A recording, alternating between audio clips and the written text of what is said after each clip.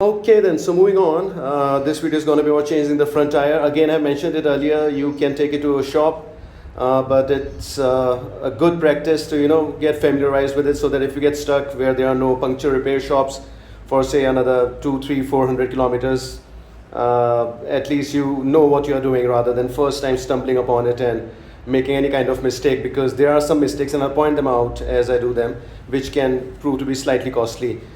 So this is the tire. I should say I stick with the stock tire. It's almost gone. This is not going to last for the ride. I'm damn sure about that. As all-rounder tires, these are decent enough. They handle tarmac beautifully, rain beautifully, and as well as off-road. So you got the point. Let's get cracking. Basically, these are some of the tools that we'll be needing. Now this is a 6 mm bit to open up the Allen key that's on this side to free up the axle. And then again a 24 mm socket that goes on that side to free up the axle completely and remove it. Now these tools are available inside your basic toolkit that is provided, but since I'm at home, I'm just going to use these for convenience. These are slightly better. So yeah, and these do kind of help minimizing the damage on these scratches are okay. They can be easily covered up with the paint and a brush, so that's not a problem. And as for the other thing, yeah, so this is basically my puncture repair kit that goes on every ride with me. I'll show you what all it has. So this is the scrubber, basically to put pressure once you have applied the puncture. These are the tire spoons, good ones. Not available on Amazon anymore, but I got lucky when I ordered them. I have other ones as well, but they are not as good. Now you'll also need a valve removal tool, again easily available on Amazon. I have this one, very old. This is like, I don't know, 40 years old maybe. That's quite possible. And this is basically the puncture patches and the tube, and I think there is a spare valve, a couple of spare valves in there as well, as you can see, and a cap. Because cap is important if you're riding in dusty conditions. If you're doing it without a cap, it is gonna get inside the valve and then again ruin the valve seal, and also that never works out too well. And for the last bit, I covered up quite excessively. Now again, I use this only when I'm traveling, but yeah, this is the Rescue Tech air pump, electric one. I have done, I posted a video on this one as well. I'll post that in the description. But so again, next thing, you have to look for this mark, this arrow basically that shows the rotation. So the tire is going to go this way.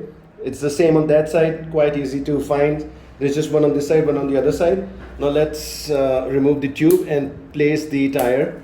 While we remove that, in the heat outside, half an hour should do. It's quite hot, so it will certainly do. Okay, so that's been placed outside. Now let's remove the front tire. Here we are. We are going to require 16 or 17 mm spanner to put here to hold this up like this, and that should get it done. You can think that, okay, I'll keep this Allen key in, and then yeah, that's one way to go, but that's putting too much unnecessary pressure there. So this can easily get done. Washer out. So let's try and open this with the 6-bit key. Yeah, it's gonna go in this direction, here to here. Just don't mess up with that, because whenever we are handling any nut, on the bottom we tend to tighten it. That has happened to me a lot of times. That's fine. So that's off. I'll just support the bike, not that it's gonna fall, but I'll just put a jack here, hydraulic jack. But it can be done without that as well, but it gets slightly easier. Okay, so a wooden block placed underneath. Now I'll just use the hydraulic jack to lift it slightly up. Front tire is off the ground, as you can see. Now, still don't need to hammer, but just a push off. Push with it. Yeah, that had to happen. Just a push with the screwdriver. Got it out, sorry about that. So, there is one spacer. And on the other side, do remember that we have the speedometer sensor. So let's place it out, and finally the tire is out. Okay, so I've just placed the tire over a mat, wooden block on that side, wooden block on this side, so that I'm not damaging anything. And there is the valve. This is the tool, as I said, that I'll be using. And I'll also show you one more thing. If you can see the valve cap. Again, this is quite old. I know these are still available plenty, but yeah, this also has a valve removal tool. Just in case if I misplace this or anything, I have a substitute. Let's keep that safely, and now let's remove the place it in. Again, unscrew it anti-clockwise, this side up. So here is the valve that you see. Looks okay. If it is slightly damaged or if you are losing pressure, just replace that. That would be a good time to do it. Now the other best thing is that since these are not tubeless, these are tube types, just hand pressure will break the bead, if you can see. Let me focus on that side. So let's see. Here the bead is completely broken on all sides, and again on the opposite side, and here we go. That's done. Okay, now for the next part, let's try and minimize some damage. Yeah, I could have placed this out in the heat as well, so that it would make this one easier, but that's okay. I don't care about this tire any which ways. So it is going to make it slightly difficult now though, laziness and short of time, but these are going to go in between the rim and the tire.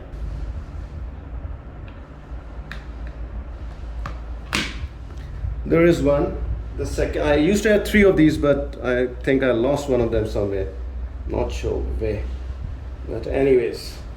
So remember, at this point, the big mistake that happens, and why won't I lie, has happened with me as well, is say if you're fixing a puncture, is while trying to remove the tube out, because that is first thing that we're going to do. We're just going to break the tire out of the rim on this side. This part is the easiest part, but here the mistake commonly made is we try and put the tire spoon in and we pinch in the tube while getting it out. So we just have to be sure that that is not happening here. Just need to get a feel of it and make sure that it is out of the way, basically. And no, it was not. So with hands, both hands pressurized, so this is where it is. If I just put it here, the tube is not in contact. Now keep your finger away at all times. That's done. And now the second part is gonna be this out, and we are home free basically. Yeah, having a mat makes it easier so that we can rotate it while we do it, but basically that's the idea. Now as you can see, since I don't have a third one here, it is going to slightly scratch it up. So yeah, and I can't even feel the tube, but that's going to be okay. Slightly loosen it. Yeah, there we go. And there it is. And the rest, we are home free. We can just simply remove them. And it is simply just gonna keep coming out. Might need to pry it. You can wrap a cloth around as well if you're too finicky about the, but yeah, this is the easiest part. Too much of pressure there, but you got the point. Let me get it completely out, wrapping it up. Yeah, I'm also trying to minimize the damage, why not? But this is easy. At one point it can just come off with hand itself, and I think we are at that point. Slightly exerting, as you can see, but yeah, I was just hoping if it's capturing or not. Sorry, getting the angle right is gonna be a bit of a hassle here. Oh, that's another bit of a hassle. Having the camera fall. Anyways, so slightly getting tough here, but that's done. This underneath, and that is stuck because of that. That's easy. It's almost off, and it is almost off. So this side has broken completely loose. So I removed this. Now we will loosen this nut. Most time it can be done by just hand itself. and we are ready to take the tube out. Yeah, so finally, to get the tube out, best thing to do is just start from the opposite angle. It makes it easier. Here we go. Again, place it on the wood if it comes off, so that we're not damaging. And basically, if you have a puncture now, you can just fix it by checking from where it is leaking, and just no reason or no need to remove the tube. But since I'm changing it, I would have to do that. So the light went out, but if you see, the nozzle is getting stuck in the tire here. So this is on the other side. So just take the tire spoon, just bring the tire here, just rest it underneath the disc so that it makes space. The rest is again very easy. Just press the nozzle in completely, push the tire, just keep pulling the tube out, and the tube is easily out. So let's keep it. This can come in handy. Nothing wrong with the tube, no puncture as such. Yeah, zero punctures thus far. So we can remove this now. That's done. And now to finally get the tire completely out of the rim. Yeah, would have to do in the darkness. I'm not going to stop now.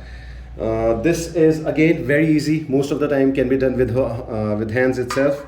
Just on this side of the rim, pry this in. Yeah, now there are going to be scratches, and that is fine. That's it. That's one. Where's the second one? That's the second one. So let's do that. Two. That's it. After a point, it will just automatically come off. I'm sweating without the light and without the fan. That need to be done. Yeah, see, very simple. And that's it. The rim is off. And here is our old tire. Could have lasted, but don't want to take any chances. So that's fine. At this point, just inspect that the tube that is at the spoke nipples, that is completely okay and not damaged from anywhere. And it is not, otherwise this would need replacement. That is quite easy. You can just cut the one that you've taken out for the same measurement and just stick it together and place it here like this. This is the joint, if you can see. So this looks quite good. Yeah, no damage here. Now just clean it. I think I'll continue with the rest of the video when the light comes in. I'm gonna have dehydration otherwise. Let's wait for the electricity to come back.